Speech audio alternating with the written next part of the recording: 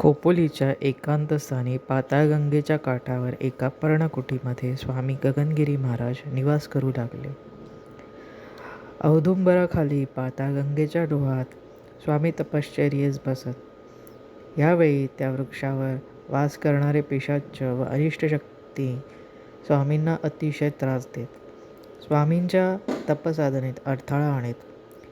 औदुंबराच्या वृक्षावर वास करणाऱ्या पिशाच्च व अनिष्ट शक्तींचे महाराजांना तपसाधना करताना त्रास देण्याचे प्रमाण आता अतिशय वाढले होते. वृक्ष सोडून इतरत्र ते पिशाच्च जाईनासे झाले. त्याचा आता योग्य बंदोबस्त करण्याव्यतिरिक्त दुसरा पर्याय नव्हता. एका रात्री महाराज पाताळगंगेच्या डोहात तपश्चर्या करत बसले होते. सवयीप्रमाणे औदुंबराच्या वृक्षावरील पिशाच्च महाराजांना अति त्रास देऊ लागले.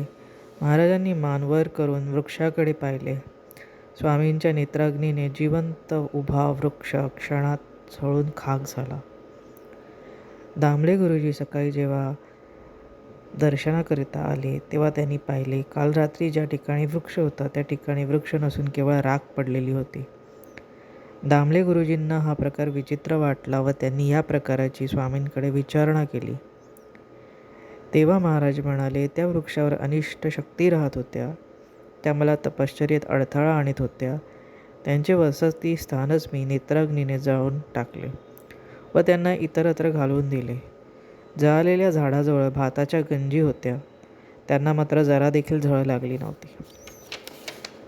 ओम चैतन्य गणगिरीनाथाय नमः.